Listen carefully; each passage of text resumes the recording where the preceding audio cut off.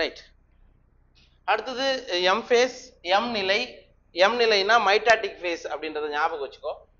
So இந்த M ஃபேஸில் நமக்கு 4 நிலை வருது. ஒன்று ப்ரோஃபேஸு, மெட்டாஃபேஸு, அனாஃபேஸு, டீலோஃபேஸ். ப்ரோ நிலை, மெட்டா நிலை, அனா நிலை, டீலோ நிலை. சரியா? இந்த 4 நிலைகளை உள்ளடக்கியது தான் M phase.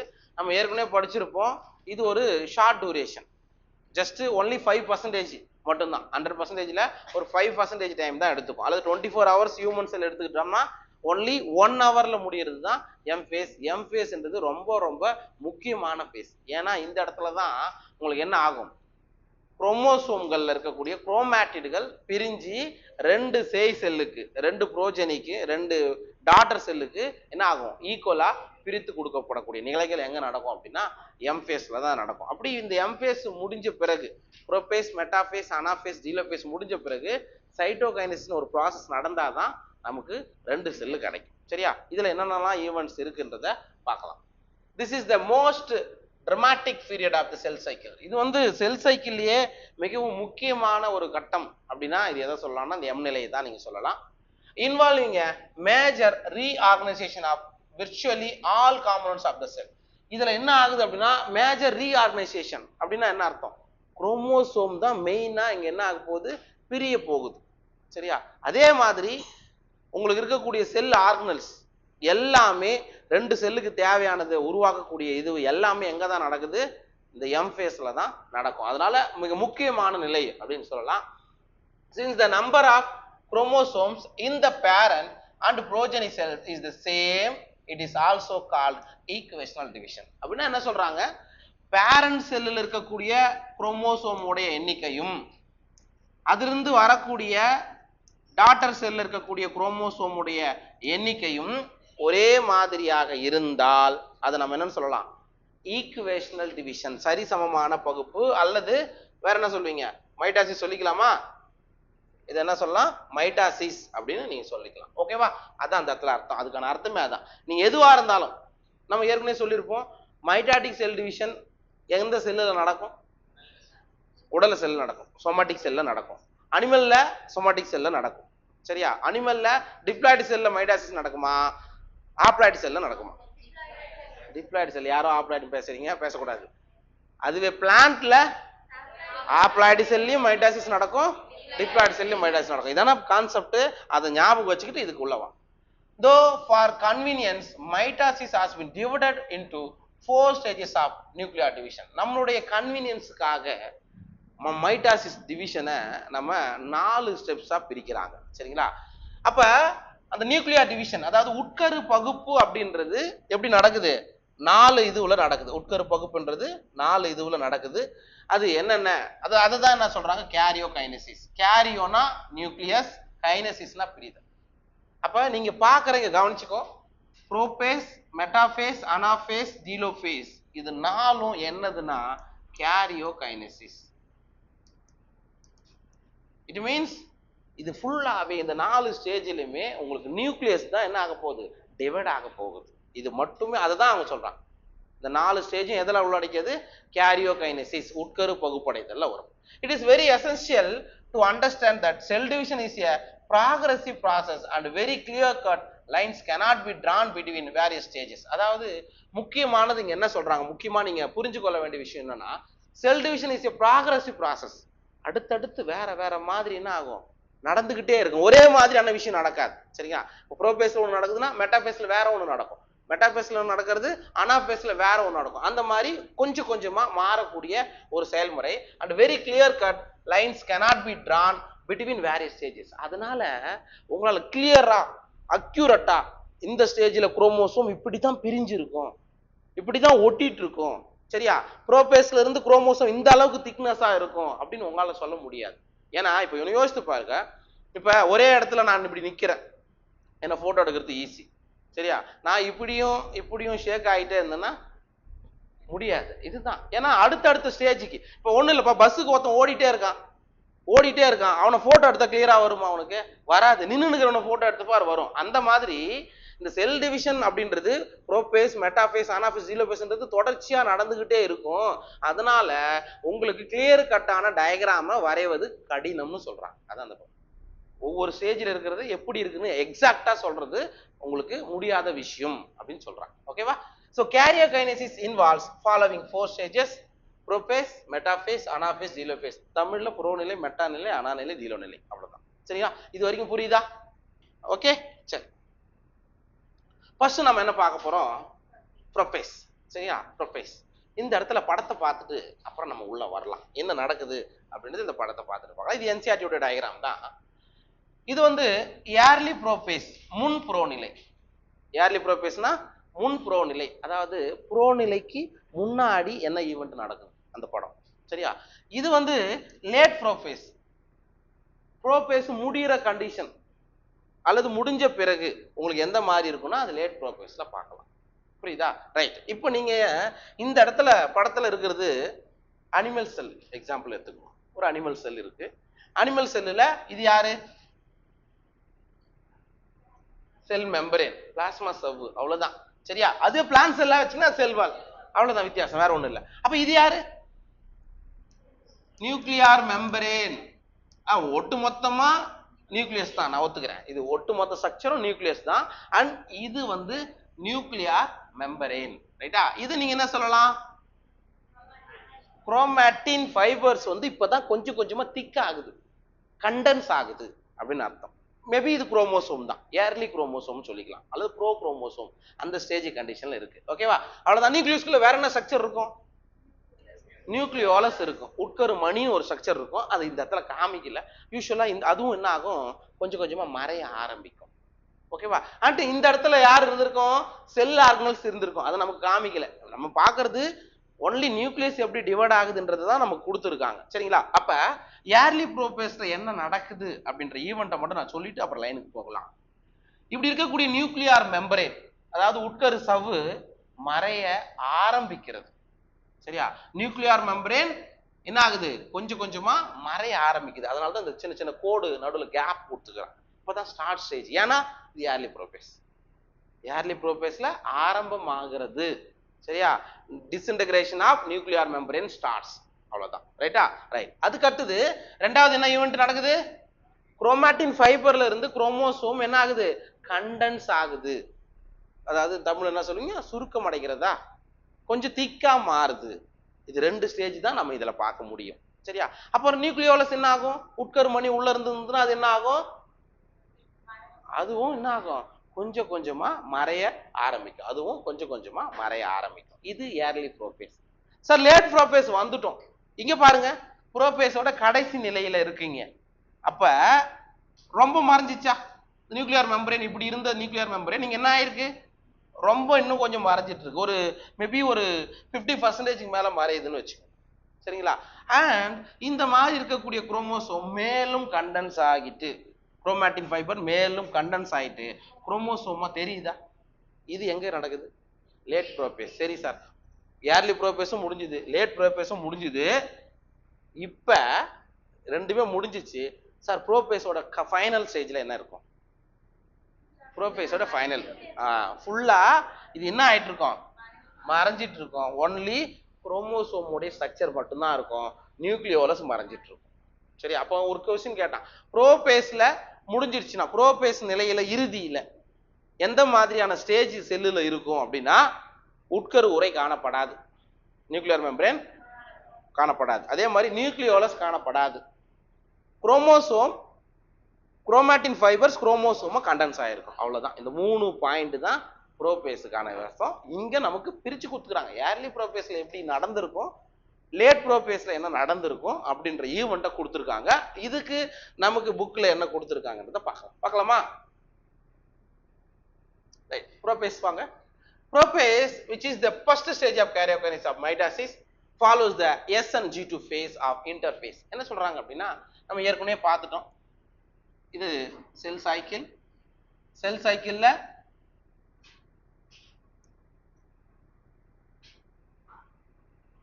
G1 S G2 S G2 இதுதான் M phase. இந்த M phaseல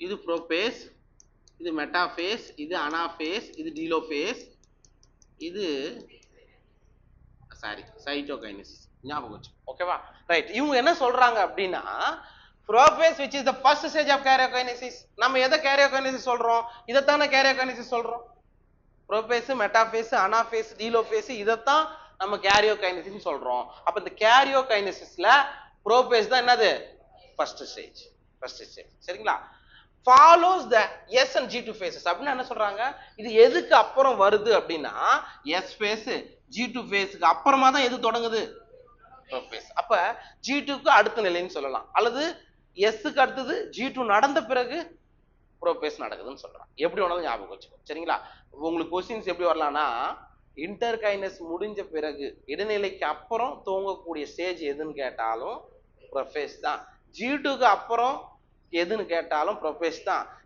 G2 நிலைகளை தொடர்ந்து வரக்கூடிய ஃபேஸ் எதுன்னு கேட்டாலும் ப்ரோபேஸ் தான் அதுதான் அந்த பாயிண்ட்கான அர்த்தம் இந்த S and G2 phases the new DNA molecules formed are not distinct but intertwined அப்ப S நிலையில என்ன உருவாச்சு புதுசா DNA சிந்தசிஸ் ஆச்சு ரெப்ளிகேஷன் நடந்துச்சு அப்படி நடந்தது இந்த ஸ்டேஜ் வரைக்கும் வந்திருக்குன்னு சொல்றாங்க இந்த ஸ்டேஜ் வரைக்கும் புரோட்டீன்ஸ்லாம் மேபி வந்தா இருக்கும் the new DNA molecules formed are not distinct என்ன நல்லா கிளியர் கட்டா தெரியாது பட் intertwined நல்லா எப்படி இருக்கும் சுருள் மாதிரி இருந்துட்டு இருக்கும் எப்ப Sலயும் G2லயும் ProBass is marked by the initiation of condensation of chromosomal material இதான் மெயின் ப்ரோபேஸ் எதை குறிக்குது அப்படின்னா condensation of chromosomal material chromosome பொருட்கள் சுருங்குவதை எது குறிக்கிறது ப்ரோபேஸ் புரியுதா இப்படி இருக்கக்கூடிய இந்த மாதிரி இருக்கக்கூடிய chromosome material or chromatin fibres என்ன ஆக போகுது இந்த மாதிரி குரோமோசோம்களாக சரியா தடிப்புறக்கூடிய நிகழ்வு எங்க நடக்கும்னா ப்ரோபேஸ்ல தான் நடக்கும் சரிங்களா becomes untangled during the process of chromatin condensation the centrosome which had undergone duplication during S phase of the interphase இது ஏற்கனவே படிச்சோமா அனிமல் செல்ல S phaseல சென்ட்ரோசோம் என்ன ஆகும் டிவைட் ஆகும் அதையும் இங்க சொல்லியிருக்காங்க okay centrosome which had undergone duplication during X phase of interphase now begins to move towards opposite pole of the cell என்ன சொல்றாங்கன்னு யோசித்து பாருங்க S phaseல பிரிஞ்ச சென்ட்ரோசோம் that is centriole எதிர் துருவங்களை நோக்கி நகரும் ஆப்போசிட் போல நோக்கி நகரும் it means உங்களுக்கு இது செல்லு இதுக்குள்ள யார் இருக்கா நியூக்ளியஸ் ப்ரோபேஸோட லேட் ப்ரோபேஸ்னு வச்சுக்கோ இப்போ என்ன சொல்றாங்க அப்படின்னா நமக்கு என்ன ஆச்சு இதான் சென்ட்ரோசோமோட ஸ்ட்ரக்சர் நம்ம படித்தோம் இப்படிதான் இருந்தது இந்த சென்ட்ரோசோம் என்னாச்சு டூப்ளிகேட் ஆயிட்டு ரெண்டு மாறிச்சு சரியா ரெண்டா மாறிச்சு இப்படி வச்சுக்கோ இது என்ன ஆகும் அப்படின்னா இது இங்க வரணும் இது இங்க வரணும் புரியுதா அதுதான் சொல்றாங்க எஸ் நிலையில எஸ் ஃபேஸ்ல டூப்ளிகேட் ஆன சென்ட்ரோசோம் அல்லது பிரிஞ்ச சென்ட்ரோசோம் எப்படி போகுது எதிர் துருவங்களை நோக்கி நகர துவங்குகிறது எங்க ப்ரோபேஸ் புரியுதா right now begins to move towards opposite pole of the cell the completion of prophase can thus be marked by the following characters sir உங்களுக்கு ப்ரோபேஸ் முடிஞ்சிச்சுன்னா அங்க என்னென்னலாம் நடந்து இருக்கும் ஈவென்ட்ஸ் அத இந்த ரெண்டு பாயிண்ட் கொடுத்திருக்காங்க பாரு first point chromosomal material condenses to form compact mitotic chromosome முத ஈவென்ட் நடந்திருக்கு இந்த மாதிரி கடந்த குரோமோசோமல் மெட்டீரியல் குரோமோசோம்களாக கண்டென்ஸ் ஆயிருக்கு குரோமோசோமா ப்ரோபேஸ் முடிஞ்சிட்ட பிறகு இதான் இருக்கும் இப்படிதான் இருக்கும் சரிங்களா chromosomes are seen to be composed of two chromatids attached together at the centromere இந்த இடத்துல என்ன சொல்றாங்க அப்படின்னா இப்படி ப்ரோபேஸ் முடிஞ்ச பிறகு நீங்க பாக்குறீங்க குரோமோசோம் கண்டென்ஸ் ஆயிடுச்சு அந்த குரோமோசோம்ல யார் இருப்பா சென்ட்ரோமியர் பிளஸ் குரோமாட்டிட் இருக்கிறத நீங்க பார்க்கலாம் எப்ப ப்ரோபேஸ் ஓட முடிவில் next centrosome which are undergone duplication during interphase begins to move towards opposite pole of the cell அதையும் சொன்னா S phaseல சென்ட்ரோசோம் என்ன ஆச்சு டிவைட் ஆச்சு அந்த சென்ட்ரோசோம் என்ன ஆச்சு ஆப்போசிட் போல நோக்கி நகராகும் தட் இஸ் சென்ட்ரியோல் எதிர் துருவங்களை நோக்கி நகரும் அப்படின்னு சொல்றாங்க each centrosome radiates out microtubules called asters sir இப்போ என்ன ஆகும் அப்படின்னா இதான் உங்களுக்கு சென்ட்ரியோல். ஒவ்வொரு இப்போ என்ன ஆயிடுச்சு, ஆப்போசிட் போல நோக்கி வந்துருச்சுன்னு வச்சுக்கோங்க. இப்படி வந்துருச்சு. ஒவ்வொரு இந்த ஸ்ட்ரக்சரும் ஈச் சென்ட்ரோசோம் ரேடியேட்ஸ் அவுட் மைக்ரோடிபியூல்ஸ். இந்த மாதிரி மைக்ரோடிபியூல்ஸ் என்ன பண்ணும், உருவாக்கும். இதுக்கு பேர் என்ன சொல்றாங்கன்னா ஆஸ்டர். இதுக்கு பேர் என்னது, ஆஸ்டர்ஸ். ஸ்பிண்டில் ஃபைபர் கிடையாது, திருப்பி ஞாபகம் வச்சுங்க. ஸ்பிண்டில் ஃபைபர்ன்றது வேற, ஆஸ்டர்ன்றது வேற. சென்ட்ரோசோம் எதிர் போல போய் நடந்துச்சு. இப்போ இட் மீன்ஸ் உங்களுக்கு குரோமோசோம் இப்படி இருக்கும், மேபி இந்த இடத்துல இருக்கலாம். சரியா? அப்ப இது என்ன பண்ணுது, உங்களுக்கு சின்ன சின்ன இதுவை ஃபார்ம் பண்ணுது. இதுக்கு பேரு ஆஸ்டர். இது என்னதுன்னா மைக்ரோடிபியூல்ஸ், நுண்குழல்கள்னு சொல்லுவோம். அதுக்கப்புறம் தான் இங்க இருந்து உங்களுக்கு என்ன ஃபார்ம் பண்ணும், ஸ்பிண்டில் ஃபைபர்ஸை ஃபார்ம் பண்ணும். சரிங்களா? Right. The two asters together with spindle fibers forms mitotic apparatus. அப்படின்னு என்ன சொல்றாங்க, இந்த ஆஸ்டர்ஸ், இது இங்க ஆஸ்டர்ஸ் வரும், இதுவும் ஆஸ்டர்ஸ் வரும், பிளஸ் வேற என்ன சேருது, ஸ்பிண்டில் ஃபைபர் சேர்ந்து நமக்கு ஒரு ஸ்ட்ரக்சரை உருவாக்குது. அதுக்கு பேரு மைட்டாட்டிக் அப்பaratus. மைட்டாட்டிக் சாதனங்கள் அப்படின்னு சொல்லுவோம். எது குறிக்கும், ஆஸ்டர் பிளஸ் ஸ்பிண்டில் ஃபைபர்ஸ். ஆஸ்டர்ன்றது ஜஸ்ட் ப்ளூ கலர்ல போட்டிருக்கேன், அது ஒரு மைக்ரோ டிபியூல்ஸ் தான். சரியா? பிளஸ் வேற எது வரும், அங்கிருந்து ஸ்பிண்டில் ஃபைபர் உருவாகும். சரி, இது ரெண்டுத்தையும் நீங்க சேர்த்தீங்கன்னா அதுக்கு பேரு மைட்டாட்டிக் அப்பaratus. புரிஞ்சிச்சா இந்த பாயிண்ட்? நான் கேட்பேன் திருப்பி, ப்ரோபேஸ்ல என்ன நடக்குதுன்னு கேட்பேன், அப்ப நீ சொல்லு. அடுத்தது cells at the end of prophase. Sir, prophase முடிஞ்ச பிறகு when viewed under the microscope do not show Golgi complex, endoplasmic reticulum, nucleolus and the nuclear envelope. நீங்க என்ன பண்றீங்க, ப்ரோபேஸ் முடிஞ்ச பிறகு இதை எடுத்து மைக்ரோஸ்கோப்ல வச்சு பாக்குறீங்க. அதுல என்னெல்லாம் தெரியாது, கோல்கை காம்ப்ளெக்ஸ் தெரியாது, எண்டோபிளாஸ்மிக் ரெட்டிகுலம் தெரியாது, செல் ஆர்கனல்ஸ்லாம் உங்களுக்கு தெரியாது, நியூக்ளியர் மெம்பரேன் தெரியாது, நியூக்ளியோலஸ் தெரியாது. இட் மீன்ஸ் அதெல்லாம் மறைஞ்சிருச்சு அப்படின்னு தான் அர்த்தம். ஓகேவா? அப்ப இந்த மாதிரிலாம் உங்களுக்கு மைக்ரோஸ்கோப்ல பார்க்கும்போது உள்ள இருக்கக்கூடிய எந்த விதமான செல் ஆர்கனலோ நியூக்ளியர் மெம்பரேனோ இல்லை அப்படின்னா இந்த செல் ப்ரோபேஸ் ஸ்டேஜை முடிச்சிடுச்சு அப்படின்னு அர்த்தம். ஓகேவா? புரிஞ்சிச்சா? இதுதான் என்னது, ப்ரோபேஸ் உடைய இது. ரைட், பாரு, ஜஸ்ட் பாரு, நான் படம் எடுத்து காமிக்கிறேன்.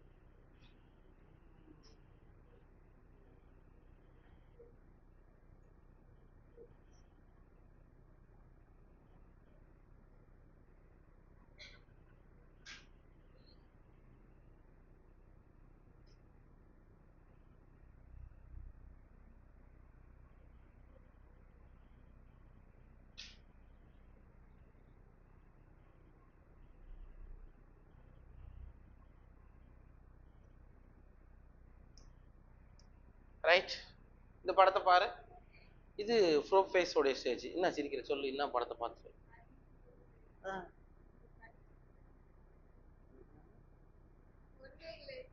ஒண்ணு இல்லைன்னா இதை பார்த்து சொல்லு, பார்த்து சொல்லு, என்ன சொல்லு, என்ன சொல்லு. ஆமா, இங்க பாருங்க, ப்ரோபேஸ் நிலையில நியூக்ளியர் மெம்பரேன் மறையும். சரியா? ரைட். ஃபர்ஸ்ட் இங்க பாருங்க, என்ன ஆகுது, எஸ் ஃபேஸ்ல டிவைட் ஆச்சு. அது எங்க வரணும், இவரு இந்த இடத்துல வந்து நிக்கணும், இவரு இந்த இடத்துல வந்து நிக்கணும்.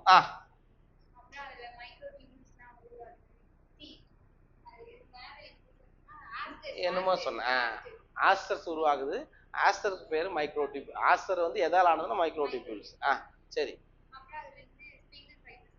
ஃபார்ம் பண்ணும். அது பேர் என்ன, ஸ்பிண்டில் ஃபைபரும் மைட்டாட்டிக் அப்பரட்டஸ். அப்புறம் வேற என்ன நடக்குது ப்ரோபேஸ்ல? எண்டோபிளாஸ்மிக் ரெட்டிகுலம் இல்ல, நியூக்ளியோலஸ் மறைஞ்சிச்சு, கோல்கை காம்ப்ளெக்ஸ் இல்ல, செல் ஆர்கனல்ஸ்லாம் மறைஞ்சிச்சு. அவ்வளவுதான். ரைட்டா? ப்ரோபேஸ் முடியும் போது என்ன இருக்குன்னா இதெல்லாம் சுத்தமா இருக்காது, இதுவும் இருக்காது. சரியா? அப்ப அண்டு உங்களுக்கு பார்க்கும்போது குரோமோசோம் சென்ட்ரோமியர்ல வந்து இணைஞ்சிருக்கு. அவ்வளவுதான் ப்ரோபேஸ். சரியா? இந்த படத்துல ஏதாவது டவுட்டா இருக்குதா? ப்ரோபேஸ்ல இந்த மாதிரி தான் ஸ்டேஜஸ் நடக்கும். இது முடிச்ச உடனே நம்ம வீடியோ பார்த்தோம்னா அது இன்னும் நல்லா புரியும். அது அப்புறமா பார்க்கலாம். ரைட், அடுத்து மெட்டாபேஸ் பார்க்கலாமா?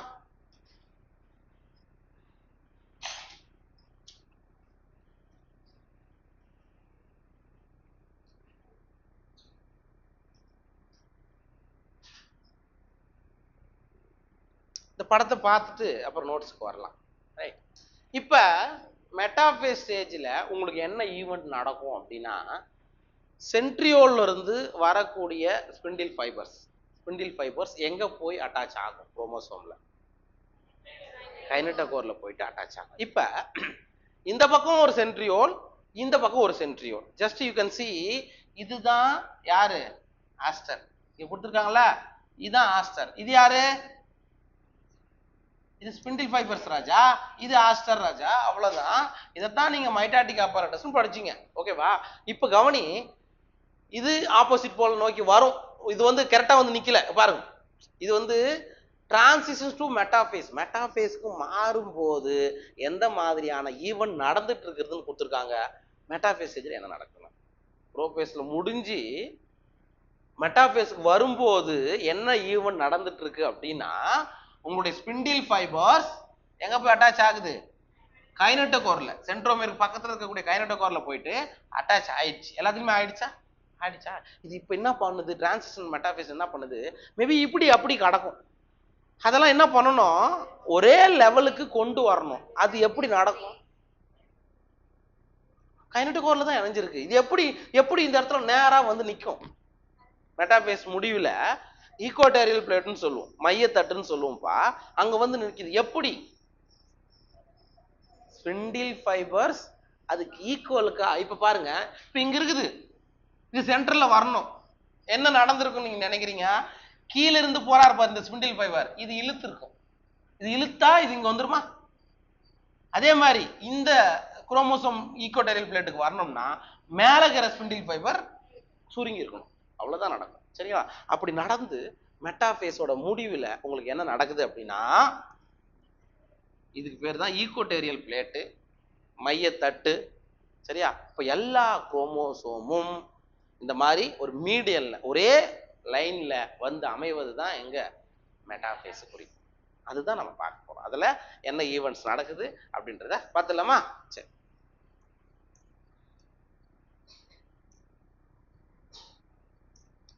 the complete disintegration of the nuclear envelope marks the start of the second phase of mitosis. Sir, எப்போ உங்களுக்கு நியூக்ளியர் மெம்பரேன் கம்ப்ளீட்டா அழிஞ்சிருச்சோ, மறைஞ்சிருச்சோ, மெட்டாபேஸ் ஸ்டார்ட் ஆகுதுன்னு அர்த்தம். நியூக்ளியர் மெம்பரேன் சுத்தமா இல்ல, அழிஞ்சிருச்சு அப்படின்னா மேபி நீங்க மைக்ரோஸ்கோப்ல பார்க்கும்போது இது மெட்டாபேஸ் ஸ்டேஜ நமக்கு குறிக்கும் அப்படின்னு சொல்றோம். புரிஞ்சுச்சா? Right. Hence, the chromosomes are spread through the cytoplasm of the cell. எனவே குரோமோசோம்கள் என்ன ஆகுது? சைட்டோபிளாசம் முழுமைக்கும் அப்படி இப்படிமா கிடக்குது. எப்ப ஏர்லி இந்த மெட்டாபேஸ்ல பார்க்கும்போது குரோமோசோம் இங்கும் அங்குமாக கடக்கும் அப்படின்றாங்க. By this stage, condensation of chromosome is completed and they can be observed clearly under the microscope. இது ரொம்ப முக்கியம். இந்த இடத்துல மெட்டாபேஸ் ஸ்டேஜ்ல உங்களுக்கு முழுமையா குரோமோசோம் கண்டென்ஸ் ஆயிடும்டா ராஜா. கொஞ்சம் நெஞ்சம் தடிமனா மாறாது இருந்தா கூட மெட்டாபேஸ் என்ன ஆயிடும்? கம்ப்ளீட்டா கண்டென்ஸ் ஆயிடும். குரோமோசோமை நீங்க மைக்ரோஸ்கோப்ல எப்ப தெளிவா பார்க்கலாம் அப்படி ஒரு கொஸ்டின் தான் மெட்டாபேஸ். சரி, கிளியரா இருக்கக்கூடிய குரோமோசோமை மைக்ரோஸ்கோப்ல எந்த ஸ்டேஜ்ல பார்க்க முடியும்னா அது மெட்டாபேஸ் தான். ஞாபகம் வச்சுக்கோங்க. சரிங்களா? This the stage at which morphology of chromosome is most easily studied. குரோமோசோமுடைய புற அமைப்பை தெளிவாக படிப்பதற்கு ஏதுவான நிலை மெட்டாபேஸ். அதான் இங்க சொல்றாங்க. மார்பாலஜி ஆஃப் குரோமோசோம் கிளியரா ஸ்டடி பண்றதுக்கு மெட்டாபேஸ் தான் பெஸ்ட் ஸ்டேஜ் அப்படின்றது மைட்டாசிஸ்.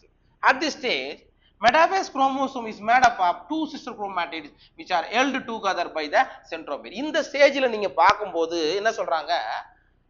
ரெண்டு சிஸ்டர் குரோமாட்டிட்கள் சென்ட்ரோமியர் ரீஜன்ல இணைஞ்சிருக்கும். இதான் சும்மா இதுதான். இப்ப எப்படி இருக்கும்? இதுக்கு இது யாரு? Sister chromatids. சோ சிஸ்டர் குரோமாட்டிட்கள் சென்ட்ரோமியர் ரீஜன்ல நல்லா இணைஞ்சிருக்கும் அப்படின்றத இங்க சொல்றாங்க. சரிங்களா? Small disc shaped structure at the surface of the centromere are called kinetochore. ஏற்கனவே நம்ம படிச்சோமே இந்த ஸ்டேஜ்ல சென்ட்ரோமியருக்கு பக்கத்துல இந்த மாதிரி ஒன்று இருக்கும் ரெண்டு பக்கமும், அதுக்கு பேர் என்ன சொல்றோம்? கைனட்டோகோர். ஏன்னா அந்த இடத்துல தான் யார் வந்து இணையணும், அதுக்கு பேரு கைனட்டோகோர். These structure serve as the sites of attachment of spindle fiber to the chromosomes that are moved into position at the center of the cell. Sir இந்த சென்ட்ரோமியருக்கு பக்கத்துல இருக்கக்கூடிய கைனட்டோகோர் எதுக்காக யூஸ் ஆகுது அப்படின்னா, இதுல தான் ஸ்பிண்டில் ஃபைபர் அட்டாச் ஆக முடியும். அப்படி அட்டாச் ஆயிட்டு இப்படி கடக்குது இல்ல, மேலே கீழேயுமா இருக்குது இல்ல, அப்ப சென்டர் பிளேட்டுக்கு வர வைக்கிறதுக்கு ஸ்பிண்டில் ஃபைபர் வேணும், அதை இழுத்து வைக்கணும் அப்படின்னு சொல்றாங்க. Okay, this structure serve as the sites of attachment. அது பார்த்துட்டோம். hence the metaphase is characterized by all the chromosome coming to lie at the equator with one chromatid of each chromosome connected by its kinetochore to spindle fibers from one pole and its sister chromatid connected by its kinetochore to spindle fibers from the opposite pole. அப்படின்னா என்ன அர்த்தம் அப்படின்னா, ரொம்ப லென்த்தியா கொண்டு போறாங்க நினைக்காதீங்க. இங்க இருந்து இங்க சென்ட்ரியோல் இருக்குடா, ரைட்டா, இங்க சென்ட்ரியோல் இருக்கு, இங்கேயும் சென்ட்ரியோல் இருக்கு. என்ன சொல்றாங்க, ஒரு பக்கத்துல இருந்து வரக்கூடிய ஸ்பிண்டில் ஃபைபர் எங்க அட்டாச் ஆகுது அப்படின்னா, ஒரு குரோமேட்டிடுடைய பக்கத்துல இருக்கக்கூடிய கைனட்டோகோருடன் இணையுது. அதே மாதிரி இந்த பக்கத்துல இருந்து வரக்கூடிய ஸ்பிண்டில் ஃபைபர் இந்த குரோமேட்டிடுடைய பக்கத்துல இருக்கக்கூடிய இந்த இடத்துல இருக்கக்கூடிய கைனட்டோகோரோட இணையுது. அதான் இந்த பாயிண்ட்டுக்கான அர்த்தம். கொஞ்சம் லென்த்தியா கொடுத்துக்கிறாங்க, அதான் அர்த்தம். சரியா? அப்ப இங்கிருந்து கீழே இருந்து வர்றது இந்த கைனட்டோகோரோட அட்டாச் ஆயிடுச்சு, மேல இருந்து வர்றது இந்த கைனட்டோகோரோட அட்டாச் ஆயிடுச்சு. இப்ப யோசித்து பாரு, இது பிரிஞ்சதுன்னா இதை மட்டும்தான் பிச்சிங் எடுத்துட்டு போக முடியும். அதே மாதிரி இது பிரிஞ்சதுன்னா இதை மட்டும்தான் பிச்சுக்கிட்டு எடுத்துட்டு வர முடியும். ஓகே, இது ஒரு குரோமேட்டிட்ல சென்ட்ரோமியர்ல அட்டாச் ஆயிருக்கும், கைனட்டோகோர் பக்கத்துல இருக்கும், அது கூட ஒரு ஸ்பிண்டில் ஃபைபர், இன்னொன்று கூட ஒரு ஸ்பிண்டில் ஃபைபர் அட்டாச் ஆயிருக்கு. ஸோ அதுதான் அப்ப எங்க வந்துடும் உனக்கு அப்படின்னா, ஈக்குவட்டோரியல் பிளேட்டுக்கு வந்துடும். சரிங்களா? The plane of alignment of the chromosome at metaphase is referred to as metaphase plate. அப்ப இந்த மாதிரி வந்து அமையுது இல்லப்பா உங்களுக்கு ஒரே ஈக்குவலா, இந்த இடத்துக்கு எந்த இடத்துல வந்து குரோமோசோம் அமையுதோ அதை நம்ம என்ன சொல்றோம், மெட்டாபேஸ் பிளேட். தமிழ்ல மெட்டாபேஸ் தட்டுன்னு சொல்றோம். அந்த இடத்துல தான் எல்லாமே வந்து என்ன பண்ண முடியும், ஒரே டைரக்ஷன்ல அமைய முடியும். சரிங்களா? ரைட். இப்ப ஒட்டுமொத்தமா பார்த்தோம் முக்கியமான ஈவெண்ட் மெட்டாபேஸ்ல என்ன நடந்திருக்கு அப்படின்னு பாரு. Spindle fibre attach to kinetochores of chromosome. குரோமோசோமுடைய கைனட்டோகோர் பகுதியில ஸ்பிண்டில் ஃபைபர்ஸ் இணைஞ்சிருக்கும். ரெண்டாவது, chromosomes are move to spindle equator and get aligned along metaphase plate through spindle fibers to both the folds. ரெண்டு துருவங்கள் இருந்து வரக்கூடிய ஸ்பிண்டில் ஃபைபரோட உதவியால குரோமோசோம்கள் மெட்டாபேஸ் தட்டுக்கு வந்து அமையும். இது ரெண்டு ஈவெண்ட் தாண்டா எதில் நடக்கிறது, மெட்டாபேஸ்ல நடக்கிறது. புரியுதா? ஜஸ்ட் உங்களுக்கு என்ன ஆயிடுச்சு, ஈக்குவட்டோரியல் ரேஞ்சுக்கு வந்து அமைஞ்சிச்சு, ஸ்பிண்டில் ஃபைபர் கரெக்டா கைனட்டோகோர்ல அட்டாச் ஆயிருக்கு. இது ரெண்டு ஈவெண்ட் தான். மெட்டாபேஸ்ல இருந்து கொஸ்டின்ஸ் வரணும் அப்படின்னா குரோமோசோம் உடைய மார்பாலஜியை நீங்க மைக்ரோஸ்கோப் மூலம் தெளிவா எதை மூலியமா பார்க்கலாம், மெட்டாபேஸ் மூலியமா பார்க்கலாம். மெட்டாபேஸ் தான் குரோமோசோமா நல்லா தெரியக்கூடிய பேஸ். ஜஸ்ட் பாரு,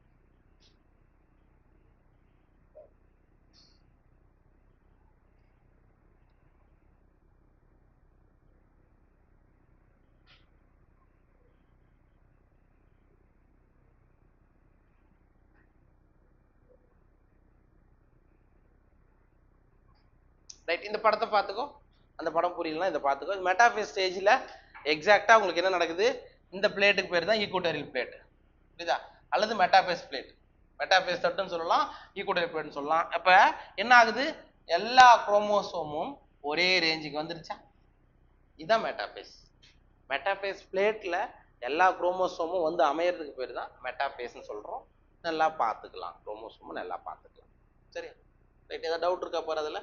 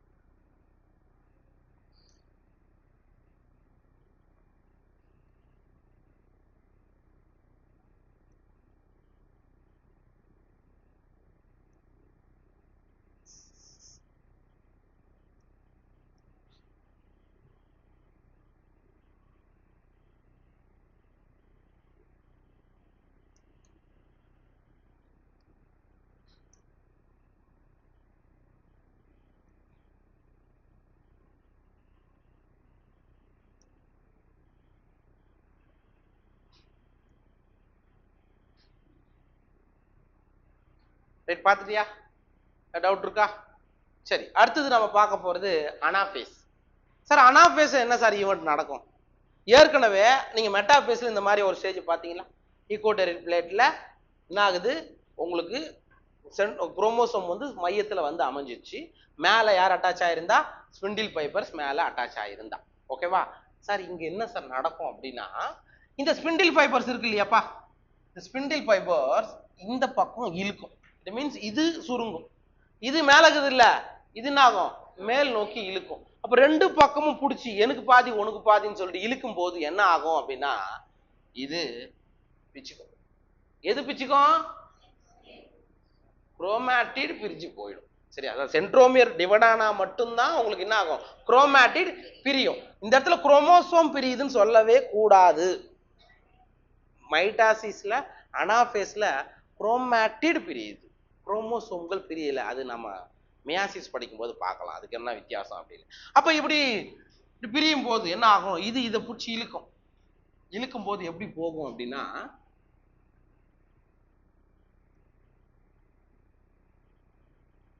இந்த மாதிரி மேல போகும். அதே மாதிரி கீழே இந்த மாதிரி கீழே வரும். புரியுதா உனக்கு இல்லையா? இது பிரிக்கும் போது இந்த இடத்துலயும் முக்கியம், இது சென்ட்ரோமியர். சென்ட்ரோமியர் டிவைட் ஆயிட்டு சென்ட்ரோமியர் மேல போகும், அதோடைய ஆம் கரங்கள் கீழே நிற்கும். இதே மாதிரி இங்கேயும் பாரு, சென்ட்ரோமியர் முன்னாடி போகும், அதோட கரங்கள் பின்னாடி நிற்கும். இந்த பாயிண்ட் நம்ம படிப்போம் அனாஃபேஸ்ல, அதனால தான் இங்க சொல்றேன். புரியுதா? இப்படி இருக்கிறது, மறுபடியும் சொல்றேன், இப்படி இருக்கக்கூடிய ஒரு இது டிவைட் ஆகும் போது இது பிடிச்சி இழுக்குது. இழுக்கும் போது எதுதான் முன்னாடி போகுது? சென்ட்ரோமியர் முன்னாடி போகுது, அதோடைய கரங்கள் பின்னாடி போகும். இதை பிடிச்சி இழுக்குது, அகைன் சென்ட்ரோமியர் முன்னாடி போகும், அதனுடைய கரங்கள் பின்னாடி போகும். எல்லாருக்கும் புரியுதா சார்? அதான் சார் இங்க நடந்திருக்கு. ஸ்பிண்டில் ஃபைபர் சுருங்க சுருங்க பிச்சுக்கிட்டு என்ன போயிடுச்சு? ஆப்போசிட் போல நோக்கி போயிடுச்சு. இப்ப உங்களுக்கு என்ன ஆயிடுச்சு? முழுசா ரெண்டு குரோமாட்டிட் இருந்த குரோமோசோம் பிரிஞ்சு கீழே ஒன்றும் மேல ஒண்ணுமா பிரியுது. இதுதான் அனாஃபேஸ். அனாஃபேஸ்ல முழுமையான குரோமோசோமும் உங்களால பார்க்கவே முடியாது. ஓகேவா? சரி, இது பார்த்துட்டு வரலாம். Anaphase. At the onset of anaphase, each chromosome arranged at the metaphase plate is split simultaneously and the two daughter chromatids, now referred to as daughter chromosome of the future daughter nuclei. Sir, metaphase plateல மையத்துல அமைஞ்சிருந்தது இல்ல, என்ன ஆச்சு? Anaphase வரும்போது அந்த chromosome divide ஆகுது. குரோமோசோம்ல இருக்கக்கூடிய chromatid பிரியுது. அந்த குரோமாட்டிட் என்ன சொல்றாங்க அப்படின்னா, நெக்ஸ்ட் டாட்டர் செல் வருது இல்ல, சேய் செல்லுடைய எதிர்கால குரோமோசோம்னு சொல்றாங்க. சரியா? Daughter chromosomes of the future daughter நியூக்ளியை. புதுசா ஒரு சேய் செல்லோட நியூக்ளியஸ் உருவாக போகுது இல்ல, இப்ப பிரிஞ்சு போகுது இல்ல. ஃபார் எக்ஸாம்பிள் உங்களுக்கு என்ன சொன்னேன், இப்படி குரோமாட்டின் மேல போச்சு, கீழே அதே மாதிரி உங்களுக்கு போச்சு. இது அவங்க என்ன சொல்றாங்க அப்படின்னா, டாட்டர் செல்லோட சேய் செல்லோடைய எதிர்கால குரோமோசோம்னு பேர் வைக்கிறாங்க. புரியுதா இல்லையா? நெக்ஸ்ட் ஒரு செல்லு புதுசா உருவாக போகுது இல்ல, அதுக்கு தான் இது அங்க போக போகுது. அந்த எதிரில் வரக்கூடிய அந்த சேய் செல்லோடைய டாட்டர் செல்லோடைய ஃபியூச்சர் குரோமோசோம் இதான். Okay. begin their migration towards the two opposite pole. அப்ப என்ன ஆகுது? எதிர் எதிர் துருவங்களை நோக்கி நகருது. எதனால? ஸ்பிண்டில் ஃபைபர்ஸ் சுருங்குறதுனால. as each chromosome moves away from the equatorial plate, the centromere of each chromosome remains directed towards the pole and ends at the leading edge. இதான் முக்கியம். அப்ப என்ன ஆகுது? பிரிஞ்சு எதிர் எதிர் துருவங்களை நோக்கி நகர ஆரம்பிக்குது. the centromere of each chromosome, ஞாபகம் வச்சுக்கோ, இந்த குரோமோசோம் முடி இதான் சென்ட்ரோமியர், இந்த குரோமோசோமுக்கு இதான் சென்ட்ரோமியர். சரிங்களா? remains directed towards the pole. எதை நோக்கி போகுது? இதான் போல்னா துருவம். எஸ், இப்படிதானே இருக்கு. அப்ப எது முன்னாடி போகுதுன்னு சொல்றாங்க? இந்த சென்ட்ரோமியர் துருவத்தை நோக்கி போகுது, போல நோக்கி போகுது. இந்த சென்ட்ரோமியர் துருவத்தை நோக்கி போகுது. சரிங்களா? And ends at the leading edge. எது லீடிங் எடுத்துக்கிறாரு? லீடிங்னா யார் யார் முன்னாடி போறாங்களோ அவங்கள தான் நீங்க சொல்லணும். சென்ட்ரோமியர் லீடிங்ல போகுது. சரிங்களா? with the arms of the chromosome trailing behind. யார் பின்னாடி வரா? இந்த ஆர்ம்ஸ் தான் பின்னாடி வருது. குரோமோசோம் கரங்கள் தான் அல்லது குரோமேட்டிட் தான் பின்னாடி வருதுன்னு நீங்க சொல்லணும். சரியா? முன்னாடி யார் போறா? சென்ட்ரோமியர். பின்னாடி யார் வரா? Chromosomal arms. புரியுதா? இதுதான் முக்கியம்.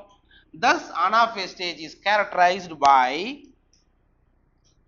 the following key events. என்னென்ன key events? முக்கியமான events அப்படின்றத பாருங்க. centromere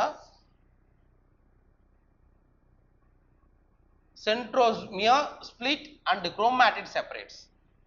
சென்ட்ரோமியர் பிரிஞ்சு குரோமேட்டிட் தான் செப்பரேட் ஆகுது, நாட் குரோமோசோம். அந்த இடத்துல ஞாபகம் வச்சுக்கோ. ஒரு குரோமோசோம்ல இருக்கக்கூடிய, புரியுதா, சென்ட்ரோமியர் பிரிஞ்சு எது பிரியுது? குரோமேட்டிட் பிரியுது. புரியுதா? குரோமேட்டிட் பிரியுது, நாட் குரோமோசோம். அதான் ஃபர்ஸ்ட் பாயிண்ட். ரெண்டாவது, chromatids move to opposite poles. சரி, இப்படி பிரிஞ்சது என்ன ஆகும்? இது மேல போகும், இது கீழே வரும். அவ்வளவுதான். இதுதான் முக்கியமான ஈவெண்ட். எங்க நடக்கிறது? அனாஃபேஸ் நடக்கிறது. பாரு, புக்ல பாரு. இதான் இந்த படம். எங்க வந்துச்சு? எதிர் எதிரில் ஃபுல்லா வந்துச்சு.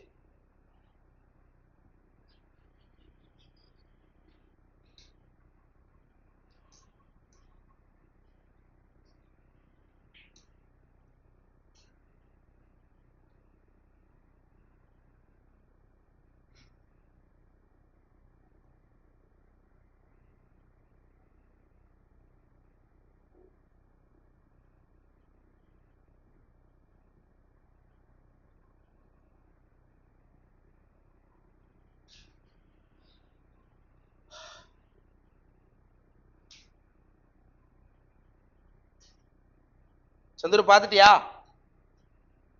பாத்துக்கிறியா? பாத்துட்டியா? சொல்லு.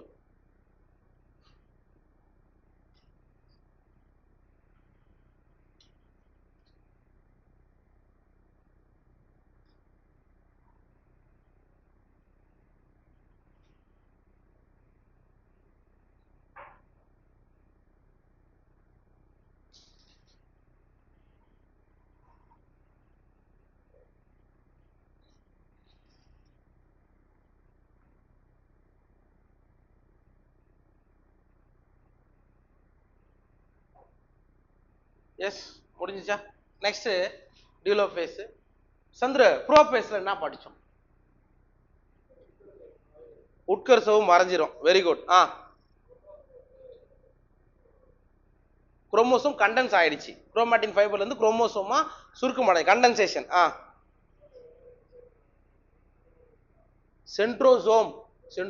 சென்ட்ரோமியர் கிடையாது. சென்ட்ரோசோம் டூப்ளிகேட் ஆயிட்டு ஆப்போசிட் போல நோக்கி நகர ஆரம்பிச்சது. இன்னொன்னு, செல் ஆர்கனல்ஸ்லாம் மறைஞ்சது. சரியா? இது எல்லாம் எங்க நடந்தது? அதுக்கு ஆப்போசிட் என்ன இருக்கும்? அதுக்கு எதிரில் இப்ப நீ மறையுதுன்னு சொன்னதெல்லாம் வருதுன்னு சொல்லணும். சொல்லு பார்ப்போம். எதிரா என்னென்னலாம் நடக்கும்? ஃபர்ஸ்ட் பாயிண்ட் என்ன சொன்ன? ப்ரோபேஸ்ல ஃபர்ஸ்ட் பாயிண்ட் என்ன சொன்ன? உட்கர்சவு மறைஞ்சுது. இங்க டீலோபேஸ்ல உட்கர்சவு உருவாகுது. புரியுதா? அதுக்கு ஆப்போசிட் உருவாகுது. ரைட். ரெண்டாவது பாயிண்ட் என்ன சொன்ன? அந்த சென்ட்ரோசோம் டூப்ளிகேட் ஆயிட்டு எதிர் துருவங்களை நோக்கி போச்சு இல்ல, அது என்ன ஆகும், ஸ்பிண்டில் நார்களை இழந்துரும் மீன் சுத்தமா ஸ்பிண்டில் ஃபைபர்ஸ் எல்லாம் அதுல போயிடும், பழைய நிலைமைக்கு வந்துடும். முதல் ஸ்டேஜ்ல என்ன ஆச்சு, ஸ்பிண்டில் ஃபைபர் லைட்டா ஆரம்பிச்சது இல்ல, அந்த ஸ்டேஜுக்கு வந்துடும். ஓகே, மூணாவது ஈவெண்ட்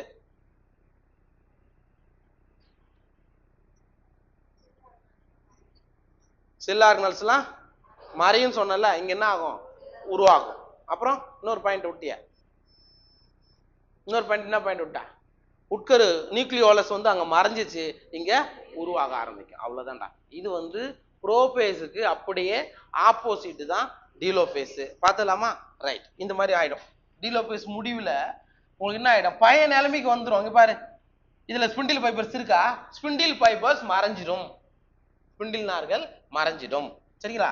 அண்ட் இங்க பாரு, மறுபடியும் நியூக்ளியார் மெம்பரேன் உருவாகிடும், உள்ள நியூக்ளியோலஸ் உருவாகிடும். குரோமோசோமா இருந்த ஸ்ட்ரக்சர் மறுபடியும் குரோமாட்டின் இழைகளாக மாறிவிடும். இது எல்லாமே எங்க நடக்குது, டீலோபேஸ் நடக்குது. புரோபேஸ்க்கு ஜஸ்ட் ஆப்போசிட் ஈவெண்ட் தான். பார்க்கலாம். At the beginning of the final stage of karyokinesis ஒரு क्वेश्चन கேட்கலாம், கேரியோகைனசிஸ் உடைய இறுதி நிலை எது? டீலோபேஸ். கேரியோகைனசிஸ் உடைய ஃபர்ஸ்ட் ஸ்டேஜ் எது? அவ்வளவுதான். That is telophase. The chromosomes that have reached their respective folds decondense and lose their individuality. Sir, இந்த ஸ்டேஜ்ல என்ன நடக்குது, chromosomes that have reached their respective folds, correct தானே, எதிர துருவங்களை நோக்கி போயிடுச்சு. அனாபேஸ்ல பிரிஞ்சது என்னாச்சு, ஆப்போசிட் போல நோக்கி போயிட்டு ரீச் ஆயிடுச்சு. இங்க என்ன ஆகுது, டீகண்டன்ஸ்னா என்ன, கண்டன்ஸ்னா சுருங்குறது, மறுபடியும் இது ஆகிறது, அது டீகண்டன்ஸ் ஆயிட்டு and lose their individuality. It means sir, இந்த மாதிரி இருந்த உங்களுக்கு ஸ்ட்ரக்சர் மறைஞ்சி இந்த மாதிரி மாறும், மறுபடியும் இழை மாதிரி மாறும், அதோடைய தனித்தன்மையை இழந்து விடும். குரோமோசோம்னா நீங்க இப்படிதான் இருக்குன்னு சொல்றீங்க இல்லையா, அந்த ஸ்டேஜ் நீங்க பார்க்க முடியாது. அதான் அதுக்கு அர்த்தம். The individual chromosome can no longer be seen. ஒரு தனியான குரோமோசோமை டீலோபேஸ்ல உங்களால என்ன பண்ண முடியாது, பார்க்க முடியாது. ஓகேவா?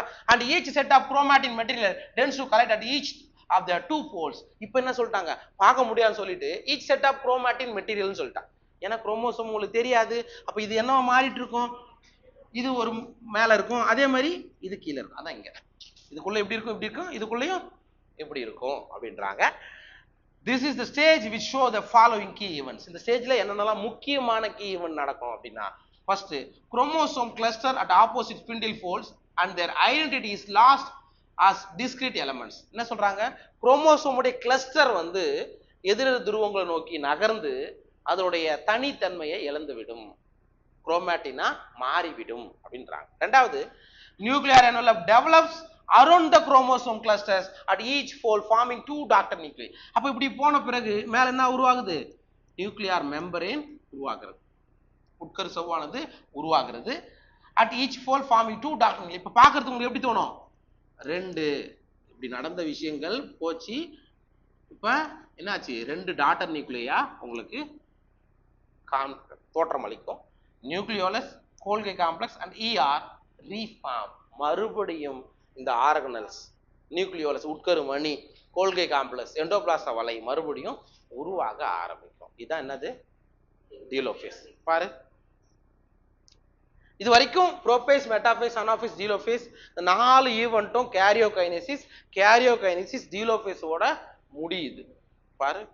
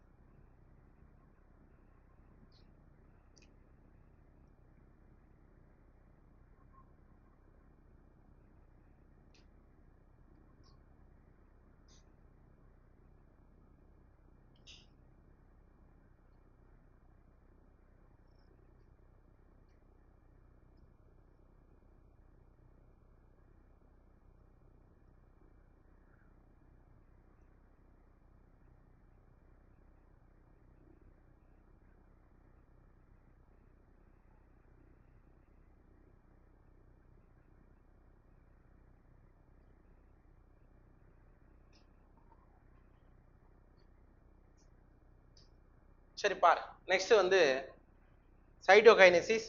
சைட்டோகைனசிஸ் அப்படின்னா சைட்டோபிளாச பகுப்பு அப்படின்னு சொல்லலாம். அதானே சைட்டோபிளாச பகுப்பு. இட் மீன்ஸ் இப்போதைக்கு உங்களுக்கு எந்த ஸ்டேஜில் இருக்கு அப்படின்னா இந்த ஸ்டேஜில் இருக்கு. நியூக்ளியஸ் ரெண்டா தனியாயிடுச்சா, ரெண்டு நியூக்ளியஸ் தனியா பிரிஞ்சிச்சா. இப்போ என்ன நடக்கணும், சைட்டோபிளாசம் பிரியணும். அதுக்கு பேர் தான் சைட்டோகைனசிஸ்.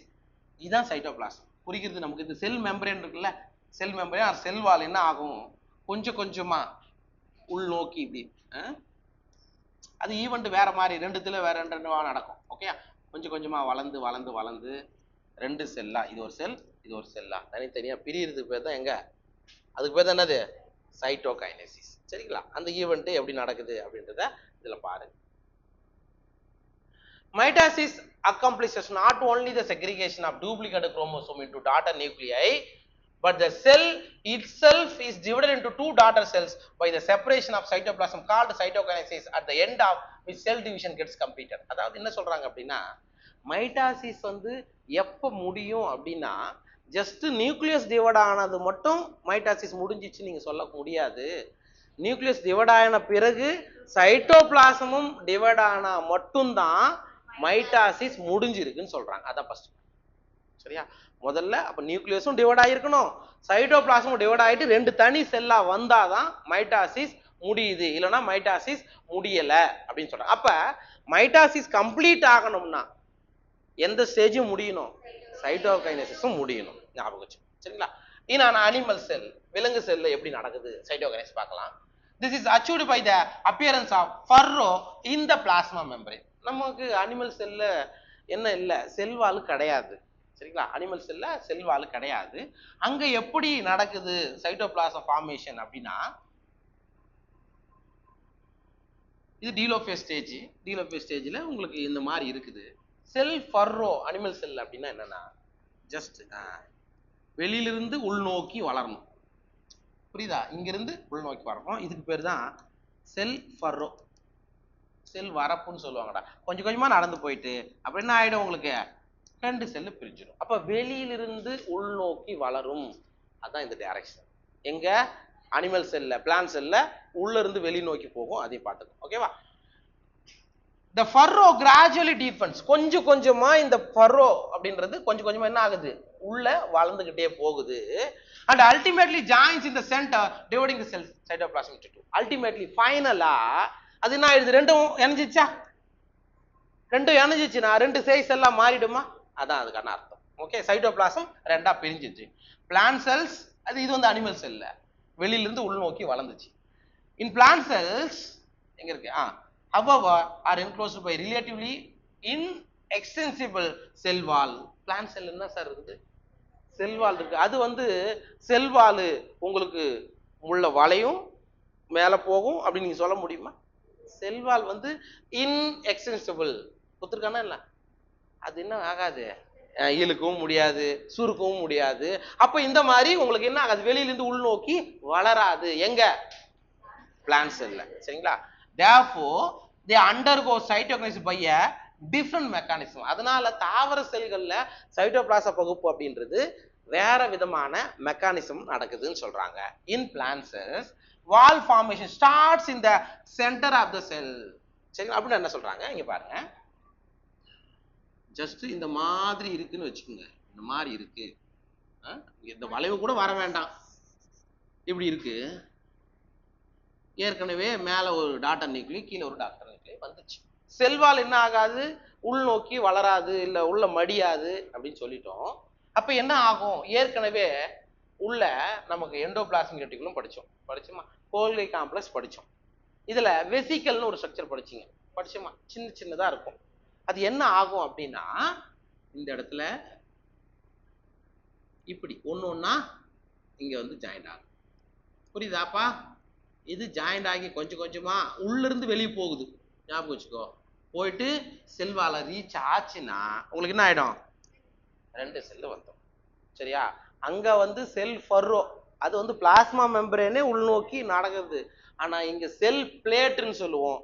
சின்ன சின்ன வெசிக்கல்கள், எண்டோபிளாஸ்மிக் ரெட்டிகுலம், கோல்கி காம்ப்ளெக்ஸ் இருக்கக்கூடிய வெசிக்கல்கள் ஒன்னு ஒன்னா சேர்ந்து தான் உங்களுக்கு என்ன பண்ணுது, செல் பிளேட்டை ஃபார்ம் பண்ணுது. இது சென்டர் டு பெரிபெரல், மையத்திலிருந்து விளிம்பு நோக்கி வளருது அப்படின்னு அர்த்தம். புரிஞ்சுச்சா? இது பிளான்ட் செல்லுப்பா. Okay, grow outward to meet the existing lateral walls. பக்கத்துல இருக்கிற பக்கவாட்டு சுவரை இது வளர்ந்து போய் தான் ரீச் பண்ணுதுன்னு சொல்றாங்க. The formation of the new cell wall begins with the formation of simple precursor called cell plate. Sir இந்த மாதிரி கொஞ்சம் கொஞ்சமா வளர ஆரம்பிக்குது இல்ல, அது நமக்கு எதை சொல்றாங்க அப்படின்னா செல் பிளேட் உருவாகுது. சரியா? செல் தட்டு உருவாகுது. அப்ப அனிமல் செல்னா செல் ஃபர்ரோ, பிளான்ட் செல்னா செல் பிளேட், அவ்வளவுதான். விலங்கு செல்னா செல் வரப்புன்னு சொல்லுவோம், தாவர செல்னா செல் தட்டுடா. The formation of the new cell wall அது பார்த்துட்டோம். The reference the middle lamella between the walls of two adjacent cells. Sir அந்த செல் பிளேட் நமக்கு எதை குறிக்குதான்? ஒரு பிளான்ட் செல்லோட ஸ்ட்ரக்சர் நீங்க படிக்கிறீங்க, இப்படிதானே இருக்கும் பிளான்ட் செல்.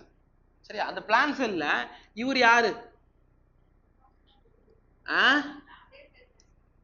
இதுதான் மிடில் லேமல்லா, மைய லேமல்லா, இடை லேமல்லா. இதுக்கப்புறம் தான் பிரைமரி செல் வால். பட்சமா இல்லையா? Secondary cell wall. Yes yes. அப்ப என்ன சொல்றாங்க, செல் பிளேட் உருவாகுது இல்லையா பிளான்ட் செல்ல, அதுதான் பின்னாடி என்னவா மாறுது? மிடில் லேமல்லாவா உங்களுக்கு மாறுது. ரெண்டு செல்லையும் இணைக்கக்கூடிய ஒரு ஸ்ட்ரக்சரா மாறுது. at the time of cytoplasmic division, organelles like mitochondria and plastids get distributed between the two daughter cells. ஈக்குவலா போயிடும். ஒரு 10 மைட்டோகாண்ட்ரியா இருக்குன்னு வச்சுக்கோ, இதுக்கு 5 இதுக்கு 5, அந்த மாதிரி ஈக்குவலா என்ன ஆயிடும்? மைட்டோகாண்ட்ரியா, குளோரோபிளாஸ்ட் எல்லாமே ஈக்குவலா பிரிஞ்சிரும்னு சொல்றாங்க. இன் சம் ஒரு சிலதுல சார் கரெக்டா 5 தான் இருக்கணும் அப்படிலாம் கிடையாது. ஒன்றுல 6 இருக்கலாம், ஒன்றுல 4 இருக்கலாம், அது ஒன்றும் பிரச்சனை இல்லை. In some organism, karyokinesis is not followed by cytokinesis, as a result of which multinucleate condition arises leading to the formation of syncytium. Example, liquid endosperm in coconut. Sir இங்க என்ன சொல்ல வராங்க அப்படின்னா ஜஸ்ட் பார்த்துக்கோ சார், ஒரு சில செல்லுல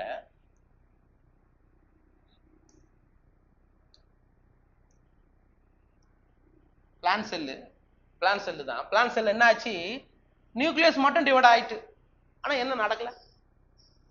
cytokinesis நடக்கல. ஆனா யோசித்து பாரு, இந்த நியூக்ளியஸ் மறுபடியும் அடுத்த ஸ்டேஜுக்கு போயிடுமா? அகைன் G1 GS G2 நடந்து மறுபடியும் மைட்டாசிஸ் நடக்குமா? அப்ப என்ன ஆகும்? நியூக்ளியஸ் மட்டும் டிவைட் ஆகும்.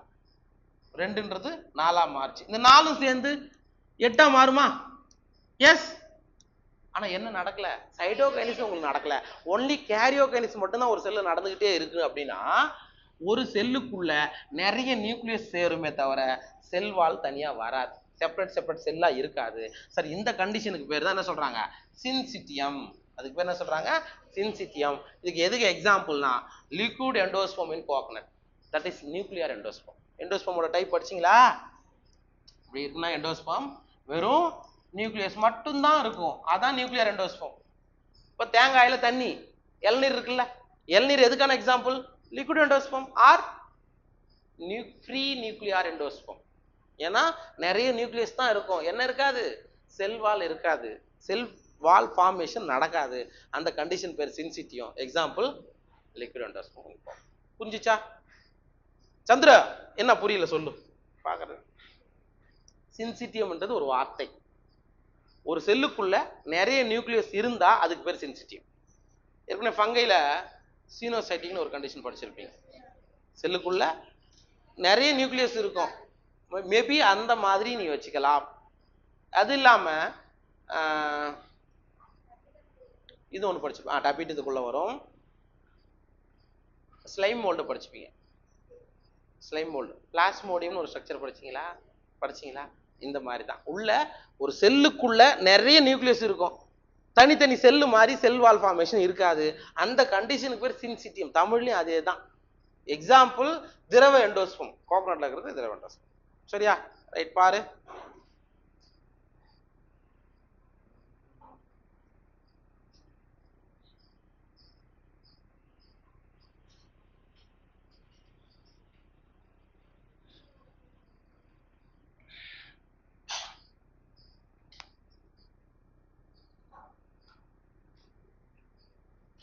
Significance of mitosis. மைட்டாசிஸ் உடைய முக்கியத்துவம் என்ன? Mitosis or the equational division is usually restricted to the diploid cells only. நம்ம ஏற்கனவே படிச்சிருக்கோம்னு நினைக்கிறேன். மைட்டாசிஸ் அப்படின்ற ஈவெண்ட் எங்க தான் மெயினா நடக்கும்? டிப்ளாய்ட் செல்ஸ் மட்டும். எந்தல? அனிமல் செல்ல. மைட்டாசிஸ் அப்படின்றது எங்க நடக்கும்? அனிமல் செல்ல, டிப்ளாய்ட் செல்ல நடக்கும். சரிங்களா? இது தெரியுதா?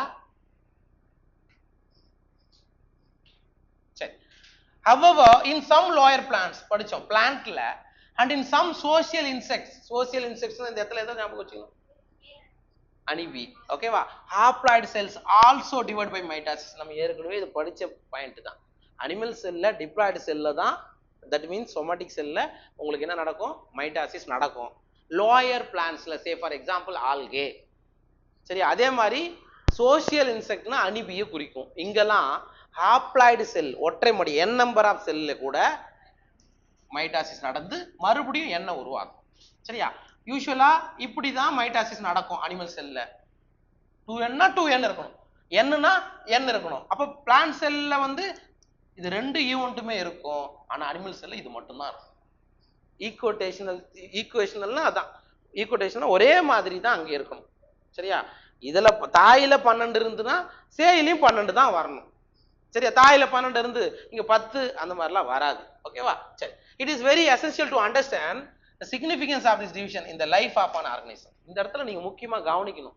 சரியா? ஒவ்வொரு ஆர்கனிசத்திலும் இதோட முக்கியத்துவத்தை நீங்க தெரிஞ்சுக்கணும்னு சொல்றாங்க. Are you aware of some example where you have studied about haploid and diploid insect? நீங்க ஏற்கனவே haploid and diploid insects பத்தி ஏதாவது படிச்சிருக்கீங்களா அப்படின்னு கேக்குறாங்க. அவர் diploid insectsனா என்ன இருக்கணும்? ஆமா, 2n கண்டிஷன் ஃபாதர்ல இருக்கும், பேரண்ட்லயும் இருக்கணும். அதே மாதிரி இதுக்கு வர்றதும் 2n கண்டிஷன்லயும் இருக்கணும். இதுதான் இந்த ஆப்ளாய்டுக்கு டிப்ளாய்டுல இருந்து ஆப்ளாய்டா மாறதுக்கு ஒண்ணா நீங்க அனுப்பி எக்ஸாம்பிளா சொல்லிக்கலாம். சரிங்களா? ஜஸ்ட் கூகுள் பண்ணி பார்த்தா தெரிஞ்சிடும்.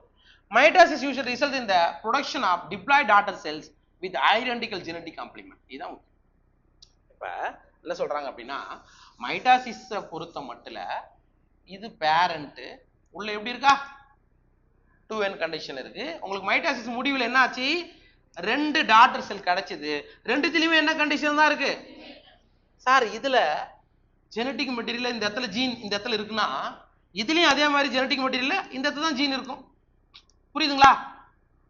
அப்ப என்ன சொல்றாங்கன்னா, உள்ள வரக்கூடிய டிஎன்ஏ மெட்டீரியலும் எப்படி பேரண்ட்ல இருந்ததோ அதே டிட்டோவா தான் டாட்டர்லயும் வரும். அதான் இது அர்த்தம். எதனால? அது மைட்டாசிஸ் ஆல. Mitosis usually result in the production of diploid daughter cell with identical genetic complement. ஒரே மாதிரியான மரபு பொருள் அடுத்து இதுக்கும் வரணும். The growth of multicellular organism is due to mitosis. Sir, ஒரு பல செல் உயிரினம் நம்ம ஒரு மல்டிசெல்லுலார் ஆர்கானிசம் தான். நம்ம சின்ன குழந்தைல இருந்து பெருசா வளர்ந்துட்டு வந்தோம். அதுக்கு காரணம் யாரு? மைட்டாசிஸ். அதுக்கு யார் காரணம்? மைட்டாசிஸ். செல் வளர்ச்சி அடையணும்னா அதுக்கு முக்கியம் யாருங்க? மைட்டாசிஸ் தான். Okay. Sell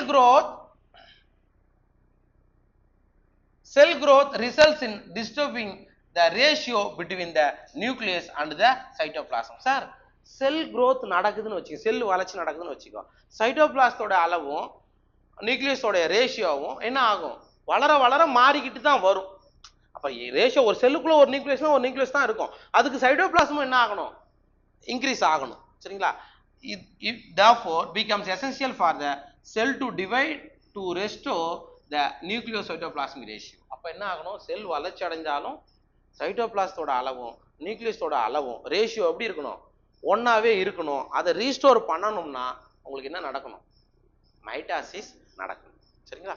A very significant contribution of mitosis sell repair. இது அர்த்தம். செல் ரிப்பேர் அதான் சொன்னேன். ஏதாவது அடிபட்டுடுச்சு, அப்ப மேல மருந்து போடுறோம், மறுபடியும் என்ன ஆகுது? காயம் சரியாகுது. அந்த இடத்துல செல் ரிப்பேர் நடக்குது.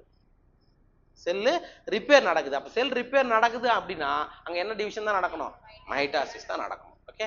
The cells of the upper layer of the epidermis, cells of the lining of the gut. அதாவது யூசுவலா பிளான்ட் செல் எடுத்தாலும் எபிடர்மிஸ் புறத்தோல்னு படிப்பீங்க. நம்ம அனிமல்லையும் எபிடர்மிஸ்னு ஒரு லேயர் வருதா?